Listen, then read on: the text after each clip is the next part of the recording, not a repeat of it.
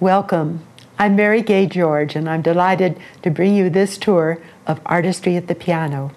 The purpose of this tour is so that you can see everything that's in the books and you can hear the music and know from the beginning to the very end what artistry sets out to accomplish. The purpose of the introduction to music is to prepare students of all ages to be able to comprehend how the musical language works and how simple it is to read when you take one element at a time. First of all, I want to show you the table of contents. The first thing one should always look at in a new book is the table of contents, because that gives you the whole story at a glance. And here you can see that we have the parts of the book divided into two parts, and that we divide each of those parts into three subjects: rhythm, pitch, and technique. And by studying these parts separately, we go into rhythm and they become experts with rhythm. They love it. They can do it at sight expressively. Wouldn't you like that? And then we do the same thing with pitch, so that they learn to read by interval first and then on the staff with the clef signs. And then technique is developed from the very beginning, starting with bench posture and using the hands and arms and shoulders effectively so that they are ready to integrate these things. The book is laid out so that you can decide when your student is ready to integrate, for instance, rhythm and pitch together. The main benefit of the book is to bring students to the point of complete understanding and comfort with each of these areas in isolation first. And then, when you put them together, they understand both and they can do both without discomfort and wonderment or omission. That's where most mistakes and omissions come from, putting too much together at too soon a time. We start with a brief description of anything that we're studying, but it's a whole picture, so that they come away from that ready to move on. And it makes it easier for them. Let me summarize what we've just done, because this represents the way we approach everything from now on. And that consists of looking to see what is there, looking for patterns, deciding on how those patterns affect the flow of musical idea, and then shape your dynamics and your sense of directed motion. I'm not using these terms with the students at that point, but that's what I'm training them to think about, you see.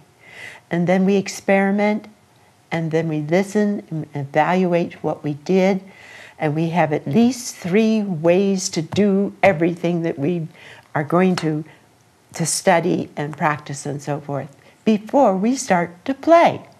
Now, this is the important difference in our way of approaching music. Most people play something and then say, "Oh, I didn't like that." Now, to my thinking, that is practicing backwards. You should start with an idea of what you want to do, test it, see what was good, use what you like, improve what you would like to improve. That's a much better way to work, and a more positive way, and a much more productive way. So these are the scenes we are planting. Throughout this book, the introduction to the music, we give them study plans so they learn how to practice.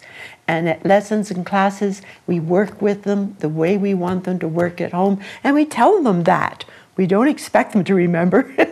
We have to give them this gem of how to make music work for them for the rest of their lives. And we do that now while they're learning these basic and important concepts of how the musical language works and how flexible and interesting and exciting it is to experiment in these ways. So the whole rest of the book can be looked at in that way. We don't have time now to look at it that way, but I want you to realize how important that is. Thank you. Now, from here on out, there's a couple of things I want to show you about the introduction to music. One of them is at the bottom of page 7. You will find a mastery check. And these run throughout the book. And every time we've reached an end of what would be a natural presentation, you will find in bold print, mastery check. And the student is to come in the next week and be absolutely certain of everything between the pages that are marked with that mastery check. And we must remember to check that, because review is the most important part of learning. You agree? And so that is one thing. And the other thing I want to do is show you my charts. I am always teaching on 3 levels at once. I'm using review to bring ourselves in readiness for what is new. And what is new is preparing for what will be coming afterwards. This works very well. It may sound complex, but it becomes a very natural way of thinking. Let's review this. Now we can start that, and then I'll be ready to teach you something else later. I don't tell them that, but that's my plan. So let's look briefly at the chart on page 8, because my charts are usually a signal to you, the teacher, that you can use this in a myriad of ways. And so this chart of rhythmic figures, and by rhythmic figures we mean that corresponds to words, groups of letters that go together to say something in a word. And with music, it's a group of durations that come together to give character and flow to the music. So this is divided in a way that trains them to see groups of notes and read in groups of notes and perform in groups of notes, not one note at a time. And this is why you can always tell a student who doesn't have a good reading skill, because it will go one note by note. Playing is not ever going to be interesting. It must have flow to it. And so this chart personifies that very important skill. And we use it and use it and use it week after week. Another advantage of the introduction to music is the fact that we give them a whole series of vocabularies. They have a rhythmic vocabulary. They will have an intervallic reading vocabulary. They will have a pitch reading vocabulary. And they will have a technique of how to use the body and the playing mechanism. All of these things make them ready to go to the instrument and really make music, not just have teaching pieces that teach them how to read, and they may play with all kinds of strange technical problems that become habits all too quickly. So these vocabularies are exciting for them to learn, and because we refer to the musical language as kind of a secret code, they get the feeling that they're in on things that most people aren't, which is true. And so we make sure that they have all of the Italian terms that are necessary to interpret music, the ones to get them started. When I say all, I mean all the ones that will give them the skills they need to play elementary music. And we learn to pronounce them in Italian and spell them so they can really recognize them, know the signs thoroughly. So all of these things give them a feeling of empowerment. They know what to expect. And when we start playing music, they are really excited because it sounds good. It's not some very restricted piece of music that is there to try to bring everything together all at once at the first lesson. Wow. And it takes us about 30 minutes to describe to them what everything is, that they can't remember all that.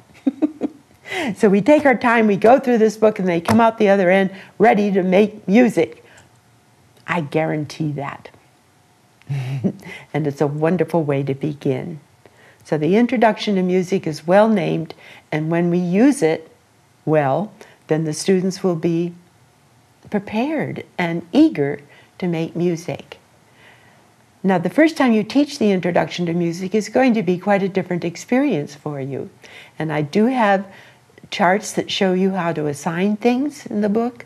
I have many DVD presentations that help you with all of these things. You're not on your own. I also have a download pedagogy guide available on the Artistry Alliance shopping cart that is detailed in its description of ways to use things and what you can gain with it, you see. We can't do that here. This is an introduction to the introduction. So it's short, But I hope you get the point that it does prepare us for what we most want to do in teaching and learning music. Thank you.